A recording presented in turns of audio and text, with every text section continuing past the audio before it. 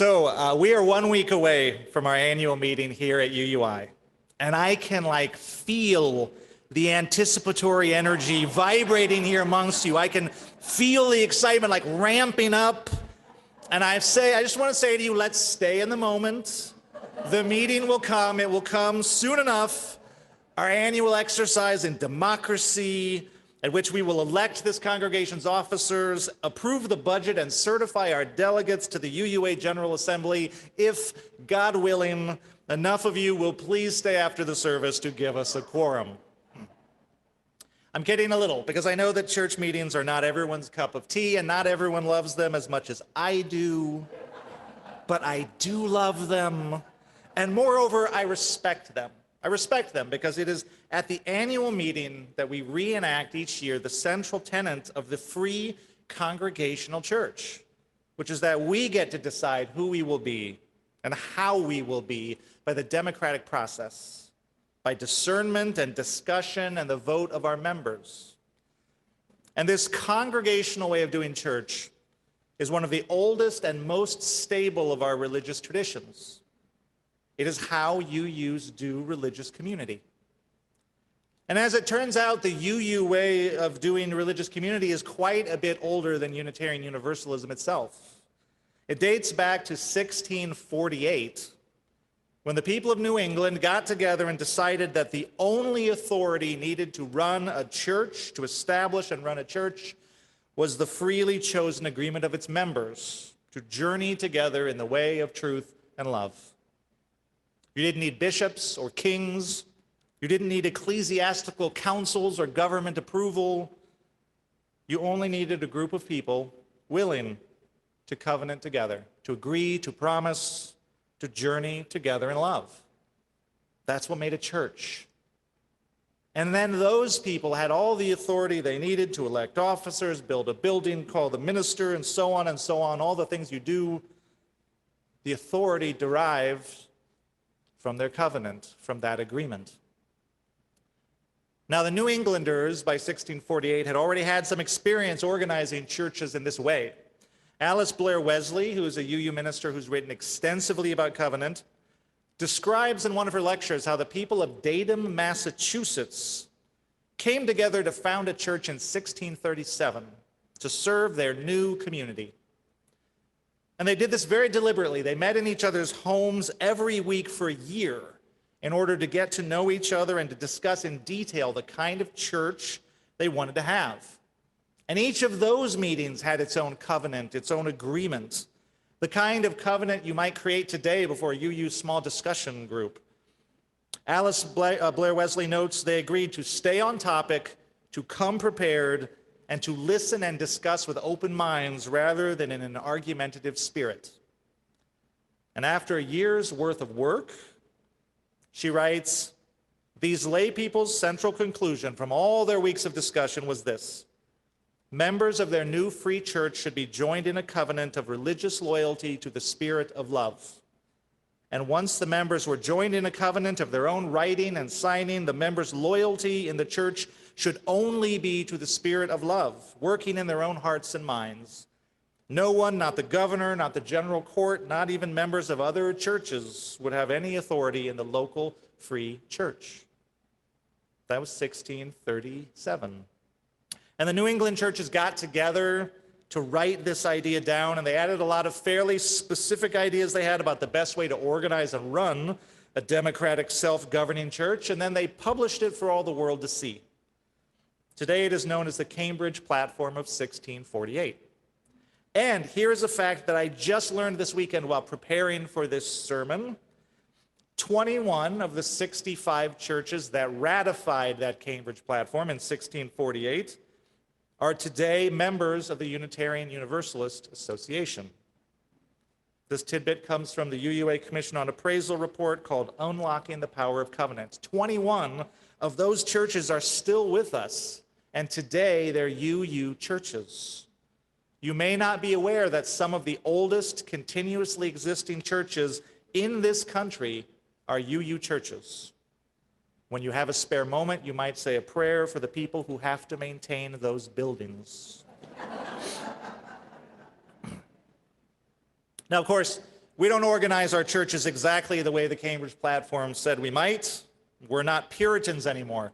But our fundamental way of being together, this idea of a congregation as a self-governing community founded in covenant, this has been our way for almost 400 years.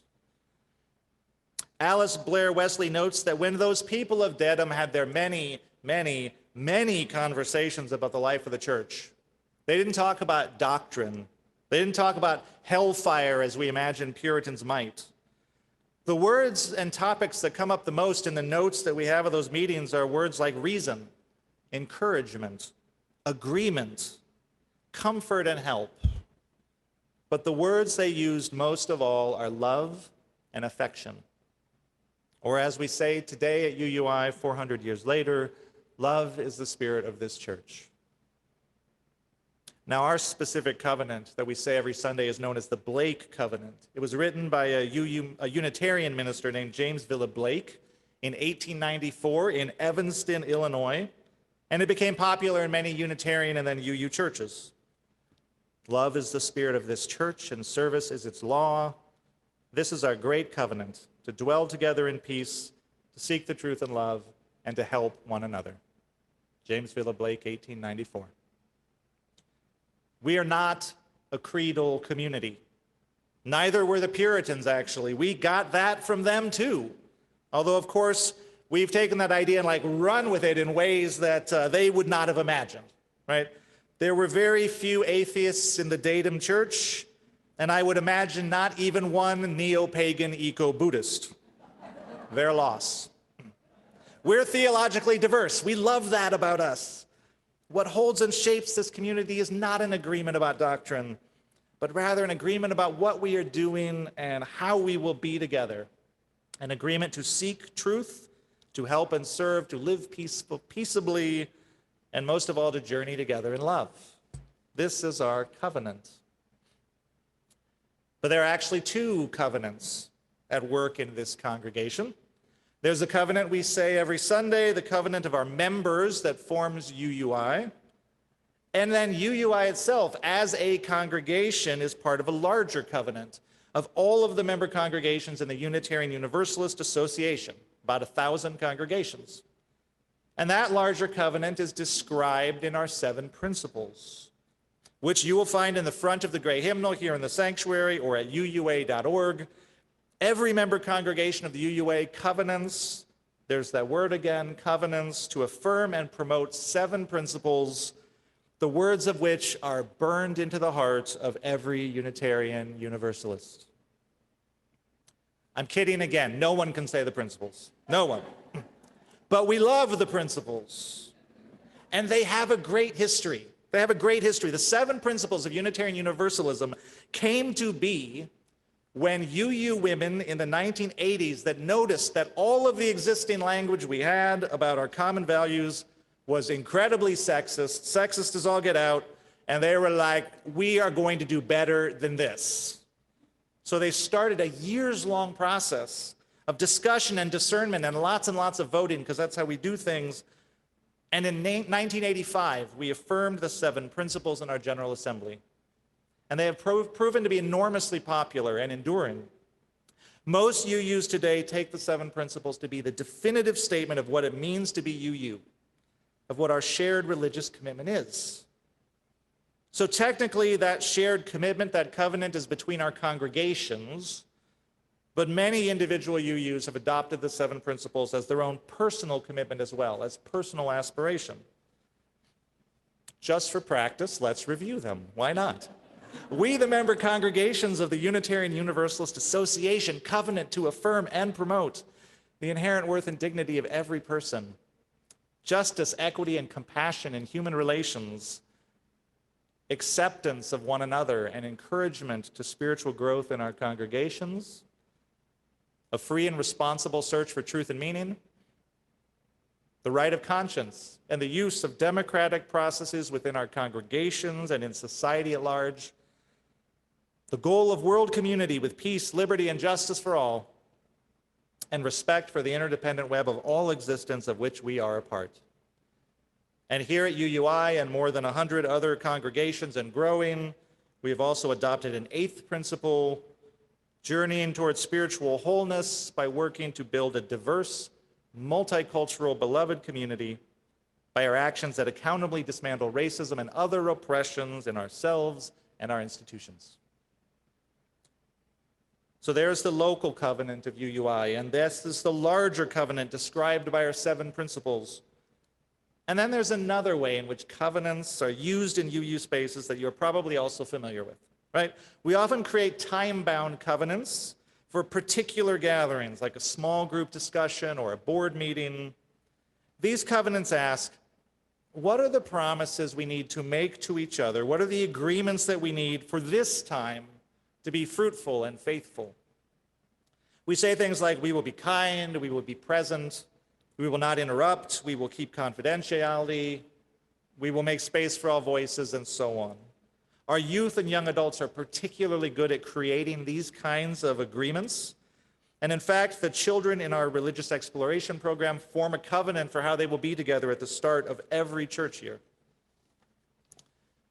And this kind of covenanting can be especially helpful in translating something abstract like our 8th principle, which spells out a commitment to be anti-racist and anti-oppressive.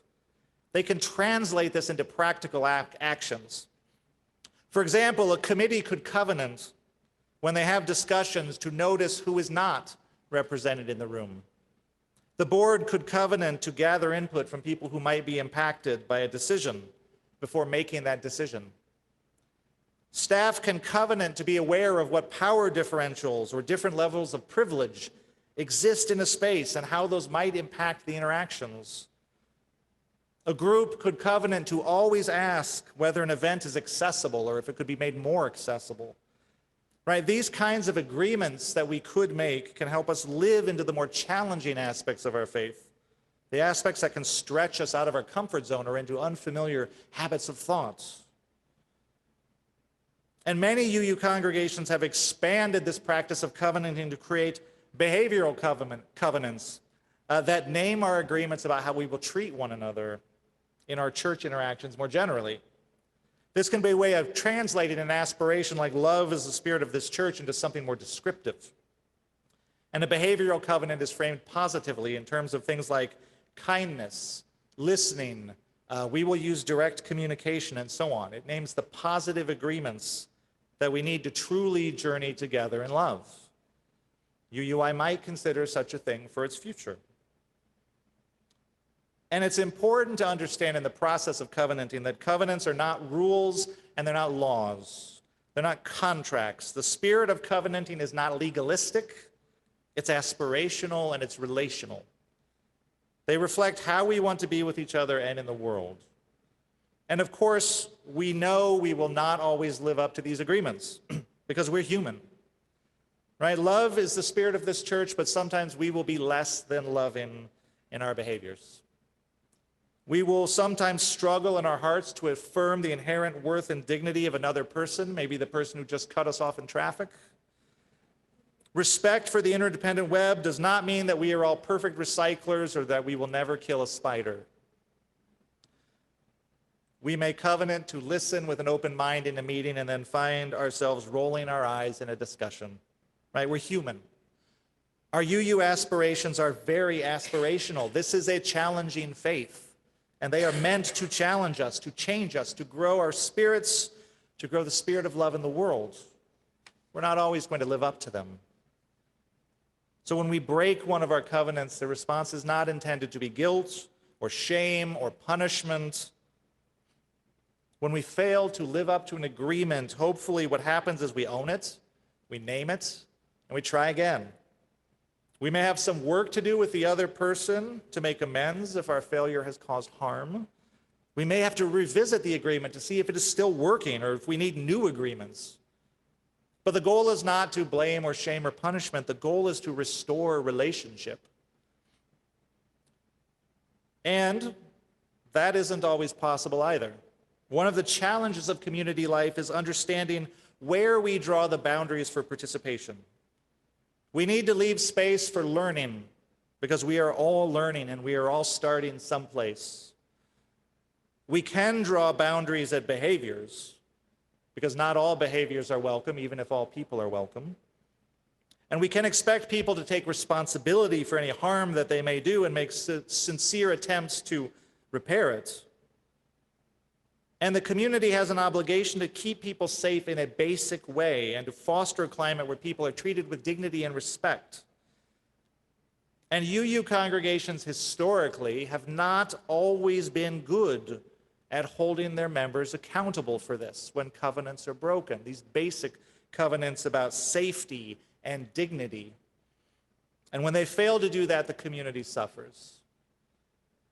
So an observation that has often been made about the language of our 7 principles is that it skews heavily towards individualistic interpretations of individual rights and has not always fully considered the health of the community. Some believe that they are out of balance in this regard and that this has not helped us live out our calling in the world. Other criticisms and suggestions have been made. Is our 7th principle strong enough in naming our obligations to other beings, our agreements with the bear and the salmon and the river? Should we be talking about their worth and dignity? Without the proposed 8th principle, the 7 principles lack an anti-oppressive lens that is willing to get real about how power and prejudice live in our institutions. And it has been noted many times that the word love appears nowhere in our 7 principles. So earlier in this sermon, I said that the 7 principles describe the larger covenant of Unitarian Universalism. I did not say that they are that larger covenant. The Reverend Rebecca Parker notes that when it comes to covenant, the words are the icing, not the cake. The covenant that grounds and supports and grants authority and meaning to our shared endeavor is, in the end, that agreement to journey together in love and in the spirit of truth. And the words attempt to describe what does that mean for us today in our context? What promises do we need to make to each other to journey in love today as this people? What language would best help us understand those promises? And we use love words, and the 7 principles contain a lot of words, right? A lot of words. But they were never meant to be a creed. And in fact, we are required to revisit them and reconsider them every 15 years. It's built into the rules. The Reverend Susan Frederick Gray, our current UU president, points out that this basically means each generation is asked to reconsider our larger covenant in the light of its own experience, its own longings. This is appropriate. We're a living tradition. And our covenants are only imperfect articulations of that which is universal and transcendent in our aspirations. And so right now we are in just such a time of reflection and review. Right? A specially charged commission called the Article 2 Commission has been engaging UUs all over the country in dialogue about how they understand Unitarian Universalism, what it means to them, and what promises they need for our shared faith to make in order to be relevant to them and to the world today. How do we understand what it means to journey together in the spirit of love and truth in 2022? Who are we called by the world to be? And in what new ways will we need to be together? So the commission will take all these conversations and they are going to draft new language for our shared covenant in place of the 7 principles for review and reflection, and I'm sure amendments, and then many rounds of voting at General Assembly. So much voting. They've been working on this since the fall of 2020.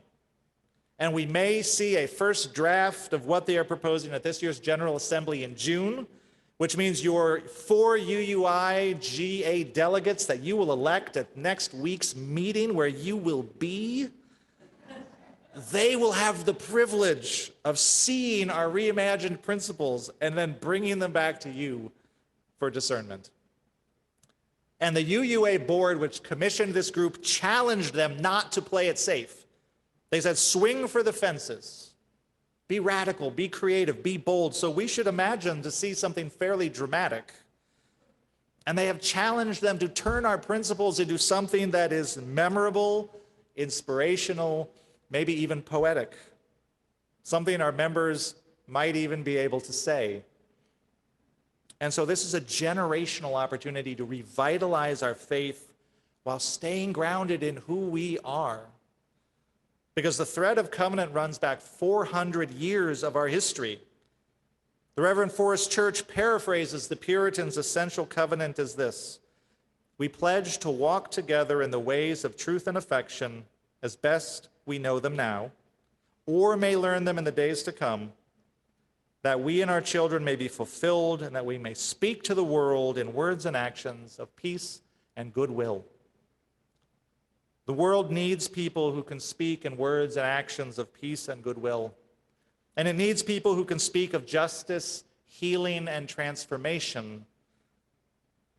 May our minds and hearts be open to new words, to new understandings, to fresh aspirations, so our covenant can embody for a new generation our age-old commitment that love is the spirit of this church. Blessed be, and amen.